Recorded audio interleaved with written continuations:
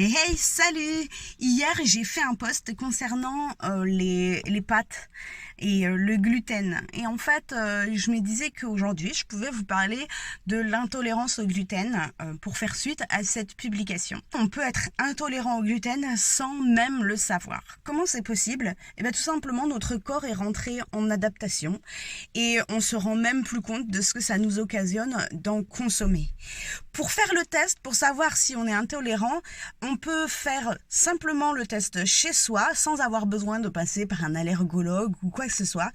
Il suffit d'éviter toute forme de gluten, donc tout ce qui est à base de blé principalement, pendant 3 semaines.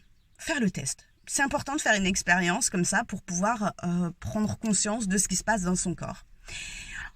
On évite tout ce qui est pâte, farine, pain, tout ce qui est à base de blé, même les petits gâteaux à base de blé, pendant 3 semaines.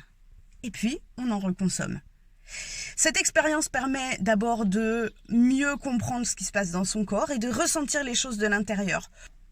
Plutôt que d'écouter des prescriptions d'une personne extérieure, vivre l'expérience dans son corps, ça aura un impact beaucoup plus important dans vos choix de vie concrètement que venant d'une personne extérieure. Je vous invite vraiment à vivre cette expérience et à partir de là, vous pourrez faire vos choix en conscience. C'est pas adapté pour l'alimentation humaine concrètement pour 2 raisons. Déjà, ce sont des sucres ultra complexes et donc difficiles à digérer pour nous en tant qu'humains, mais en plus, ce sont des graines qui toutes les graines en fait ne sont pas bonnes pour nous. Pour qu'on puisse les digérer, pour qu'elles soient bonnes pour nous, il faut d'abord les tremper pour enlever les inhibiteurs de croissance. Les inhibiteurs de croissance, ce sont ces substances qui permettent de maintenir la graine pendant même des années en état de dormance.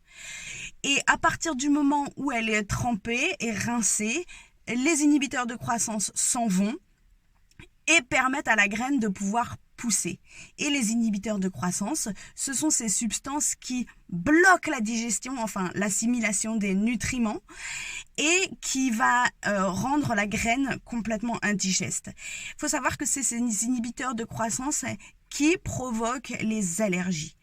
Les oiseaux et les rongeurs, eux, sont équipés pour pouvoir digérer les graines à l'état brut, sec, naturellement.